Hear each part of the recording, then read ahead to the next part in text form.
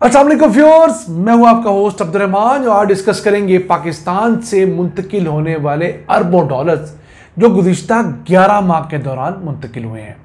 State bank of Pakistan के मुताबिक गुज़िश्ता 11 माह के दौरान पाकिस्तान से मजमूई तौर पर 2 अरब 10 करोड़ डॉलर्स प्रॉफिट्स की मद में, डिविडेंड्स की मद में मुंतकिल कर दिए गए हैं। ये वो पैसे हैं जो पहले गैर मुल्कियों ने या ओवरसीज पाकिस्तानियों ने पाकिस्तान के मुख्तलिफ सेक्टर्स के अंदर इन्वेस्टमेंट के तौर पर लगाए। उस पर जो मुनाफा आया, डिविडेंड्स आए, या उन्हें लगा कि ये मुनाफा उस लेवल का नहीं जितना हमने सोच कर पैसे लगाए थे, तो उन्हें अपने पैसे वापस निकाल लिए। पिछले साल इन्हीं 11 माह के दौरान ये रकम 1 अरब 80 करोड़ डॉलर्स थी। इस साल उसमें 16% इजाफा हुआ है। अब जो पैसे इन 11 महीनों के अंदर पाकिस्तान के अंदर बतौर जो फॉरेन डायरेक्ट इन्वेस्टमेंट आए वो कितने थे? 1 अरब 98 करोड़ डॉलर्स।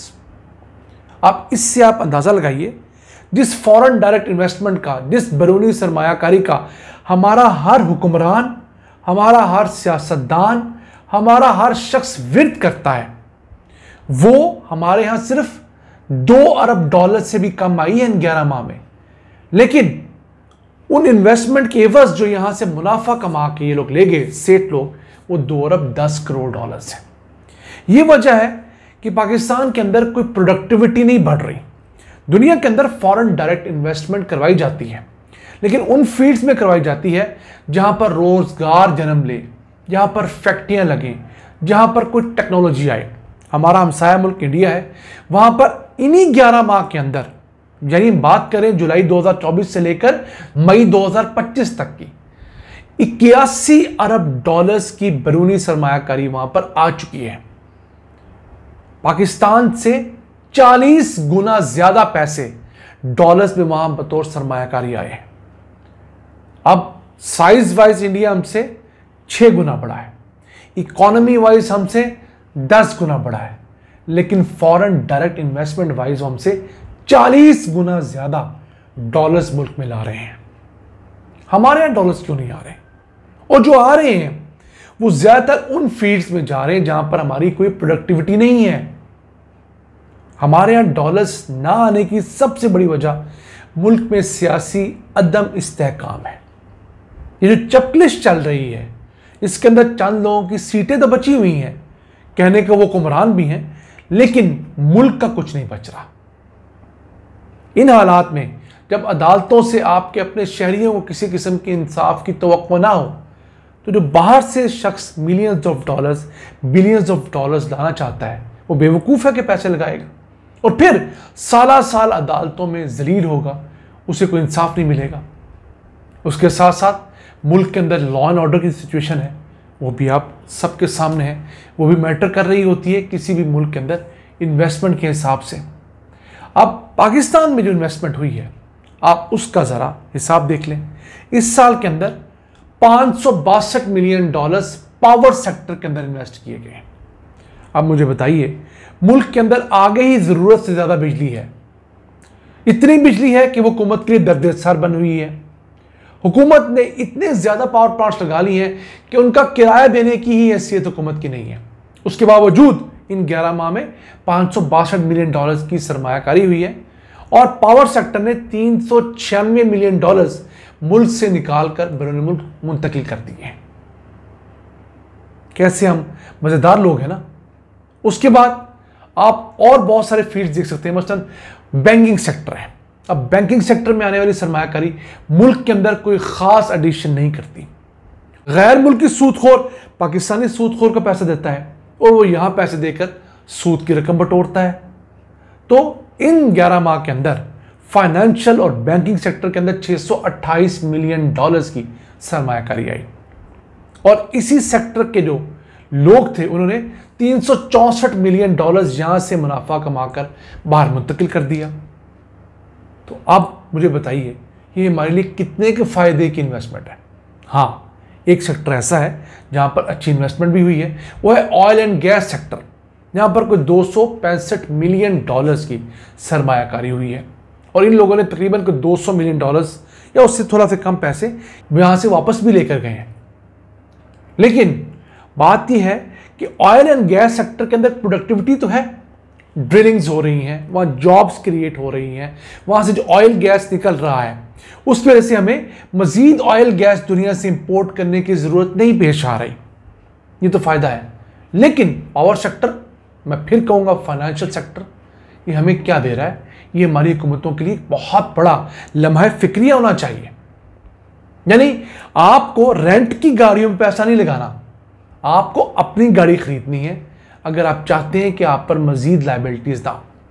अब पाकिस्तान से जो मुनाफा मुंतकिल हुआ है, सबसे ज़्यादा बरतानिया के सरमायाकार थे जिन्हें 558 मिलियन डॉलर्स मुंतकिल हुए इन 11 माह के अंदर।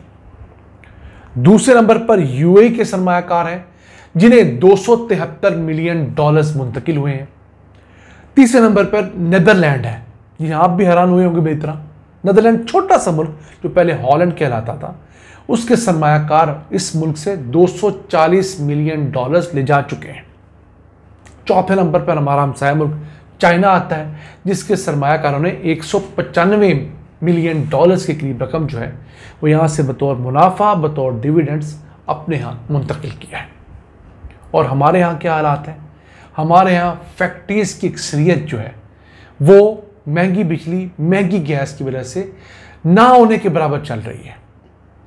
मुल्क के अंदर प्रोडक्टिविटी दिन ब दिन कम होती जा रही है और लार्ज स्केल मैन्युफैक्चरिंग जो है वो पिछले 2 सालों से नेगेटिव में जा रही है। यानी ग्रोथ नहीं आ रही, वो नेगेटिव में जा रही है। और ये फिगर्स मेरे आपके नहीं है, ये स्टेट बैंक ऑफ पाकिस्तान के भी हैं, पाकिस्तान ब्यूरो ऑफ स्टैटिस्टिक्स के भी हैं और हुकूमत के फाइनेंस डिवीजन के भी हैं। हमारे हालात ये हैं कि मुल्क के अंदर 1.5 लाख से ज़ायद इंजीनियर्स हैं जो बेरोज़गार हैं। यहाँ वो नौजवान लड़के लड़कियाँ जिन्हें लाखों रुपये लगाकर या मेरिट पे आकर मैकेनिकल इंजीनियरिंग की, सिविल इंजीनियरिंग की, न जाने इंजीनियरिंग की कौन कौन सी फील्ड्स में उन्होंने ग्रेजुएशन की है, वो इस वक्त बेरोज़गार है। क्यों? फैक्ट्रियाँ नहीं चल रही। जब फैक्ट्रियाँ नहीं चलेंगी तो इन इंजीनियर्स को खपाएगा कौन? और पाकिस्तान इंजीनियरिंग काउंसिल है कि वो अपने ही लल्ले तललों से बाहर नहीं आती, उन्हें इनके लिए क्या करना है। और तो और ये हालात हो गए कि मुल्क के अंदर अब यंग डॉक्टर्स की बहुत बड़ी तादाद है जो या तो बेरोज़गार है या इतनी कम तनख्वाह के ऊपर वो काम कर रहे हैं कि जिससे ज़्यादा तनख्वाह एक आम बीए पास लड़का आजकल ले रहा है। क्या आप सोच सकते हैं कि इस मुल्क में डॉक्टर्स ऐसे भी हैं, यंग ग्रेजुएट्स, जो 20, 25, 30 हज़ार रुपया महीने के ऊपर काम कर रहे हैं। और बहुत सारे ऐसे जो मुफ्त में काम कर रहे हैं, उनको पे भी नहीं मिलती, वो अपना एक्सपीरियंस गैदर कर रहे हैं कि शायद कहीं मौका मिल जाए। क्यों? मुल्क के अंदर उतने हॉस्पिटल्स नहीं हैं जितनी ज़्यादा तादाद के अंदर यहाँ पर आने वाले प्राइवेट मेडिकल कॉलेजेस ने बच्चों को ग्रेजुएट करवा दिया है। करोड़ों के अंदर फीसिस ले ली हैं, वो बच्चे बाकायदा ग्रेजुएट करके जा चुके हैं। उनको ये नहीं काम नहीं आता, मुनासिब सा काम भी आता है। आप उन्हें ट्रेन करेंगे तो बहुत अच्छा काम भी कर लेंगे, लेकिन उसके लिए आपके पास सरमाया होना चाहिए और उतनी बड़ी तादाद में अस्पताल होने चाहिए जितनी इस मुल्क की आबादी को ज़रूरत है। हुकूमत के पास उन कामों के लिए पैसे हैं नहीं, तो हुकूमत क्या करेगी? ये वो 2 रिस्पेक्टेबल फील्ड थी कि डॉक्टर बनना या इंजीनियर बनना हर नौजवान का ख्वाब हुआ करता था। अब उनके ये हालात हैं। ये था आज का एपिसोड। हमारा आज का ये एपिसोड करने का मकसद ये था, आपको बताना ये था कि जो बैरूनी सरमायाकारी है वो को बहुत बड़ा मुल्क के अंदर तब्दीली का सबब तब तक नहीं बनती जब तक वो इंडस्ट्रियल सेक्टर में ना आए, वो नई फैक्ट्रियाँ ना लगाए, वो नई टेक्नोलॉजी मुंतकिल ना करे जिस तरह इंडिया के अंदर हुई है। वहाँ एप्पल जैसे बड़े इदारे आए हैं, वहाँ पर टेक्नीशियंस तैयार हो रहे हैं, इंजीनियर तैयार हो गए हैं, लेबर तैयार हुई है, उससे लोगों की प्रोडक्टिविटी बढ़ी है, नई टेक्नोलॉजी वहाँ बन रही है। आज अपने मेज़बान अब्दुर्रहमान को इजाज़त दीजिए। अल्लाह निगहबान।